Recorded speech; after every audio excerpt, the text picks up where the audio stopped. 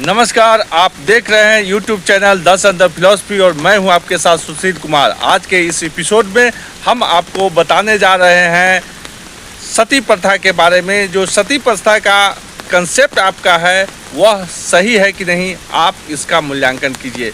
अगर आप भी यह मानते हैं कि सती प्रथा सनातन धर्म का अंग था, जिसका वर्णन शास्त्रों इत्यादि में था, यानी सती प्रथा सनातन में शुरू से ही चला आ रहा था, अगर आप ऐसा मानते हैं तो आप गलत हैं। और ऐसा मानते हुए यह आप मानते हैं कि राजा राम मोहन राय के अथक प्रयास के बाद लॉर्ड विलियम बेंटिक के द्वारा 4 दिसंबर 1829 ईस्वी में इसे गैरकानूनी घोषित करते हुए समाप्त कर दिया गया, तो आप आंशिक रूप से सही हैं। और अगर आप यह भी मानते हैं कि सनातन धर्म में सती प्रथा नाम की कुप्रथा वर्षों से चली आ रही थी, जिसके तहत जिस स्त्री का पुरुष मर जाता था तो उनके अंत्येष्टि के दौरान वहीं पर चिता पर उनको भांग पिलाकर, धतूर इत्यादि खिलाकर, नशे की हालत में उस पर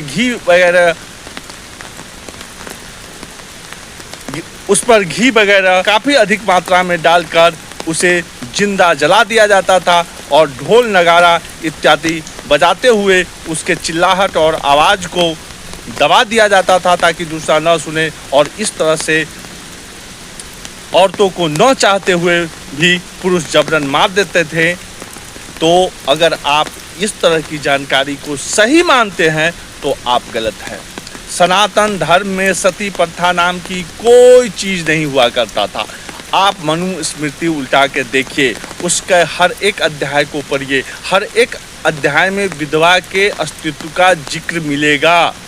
तो फिर कैसे सनातन धर्म में सती प्रथा था? फिर दूसरा, अगर आप मनु स्मृति नहीं पढ़ सकते हैं तो महाभारत को पढ़ के देखिए।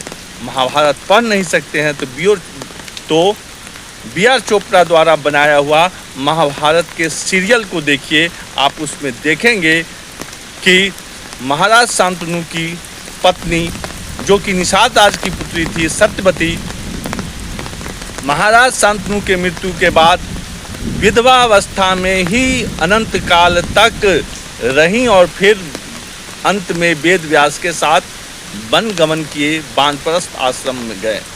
फिर उसी तरह चित्रांगद की मृत्यु होने के बाद शांतनु के पुत्र विचित्रवीर का विवाह काशी के राजकुमारी अंबिका और अम्बालिका से हुआ था। और विचित्रवीर के मरणोपरांत भी अम्बालिका और अंबिका विधवा के रूप में अपना जीवन यापन करते हुए बुढ़ापे की अवस्था में वेद व्यास के साथ वनागमन किए, वन जाकर वानप्रस्थ आश्रम में गए। तो फिर कैसे, किस प्रकार से आप कह सकते थे कि सनातन धर्म में सती प्रथा नाम की कोई चीज? महाभारत में ही आप देखेंगे, महाराज पांडु की पत्नी कुंती विधवा अवस्था में ही वर्षों तक रहीं और साथ में अपने 5 बच्चों का लालन पोषण करके उन्हें योग्य बनाया। तो फिर किस प्रकार से आप कह सकते हैं कि सती प्रथा के नाम की चीज हमारे सनातन धर्म से वर्षों से चला आ रहा था? ऐसा कुछ नहीं था। हाँ, सती होने के लिए हर महिला को यह आज़ादी थी कि जो चाहे स्वेच्छा से अपने पति के मरणोपरांत सती हो सकती है, जिसका उदाहरण महाराज पांडु के द्वितीय पत्नी माद्री हैं, जिन्होंने पांडु के मरणोपरांत उनके साथ ही अग्नि समाधि ले लिया था और सती हो गए थे। यानी हमारे सनातन धर्म में महिलाओं की आज़ादी वर्षों से बहुत अच्छी प्रकार से बना हुआ था, वह उनकी स्वतंत्रता के ऊपर था। आप मनुस्मृति के 9वें अध्याय में देखेंगे कि विधवा को भी संतानोत्पत्ति का अधिकार था। शास्त्रगत तरीके से अपने जीवन यापन एवं पुत्र प्राप्ति के लिए प्रावधान था।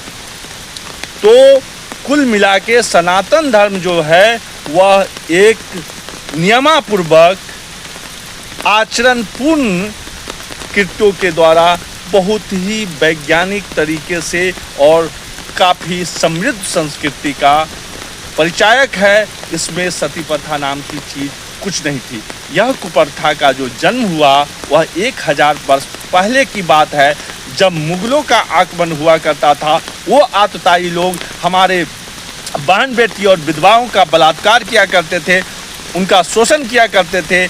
और हमारी बुज़दिली थी, आप सनातनियों की बुज़दिली थी, जो आप अपने विधवाओं की रक्षा नहीं कर पाते थे और उनको तो मार नहीं पाते थे, लेकिन अपने ही विधवा हुए महिलाओं को चिता में जलाने में सक्षम थे।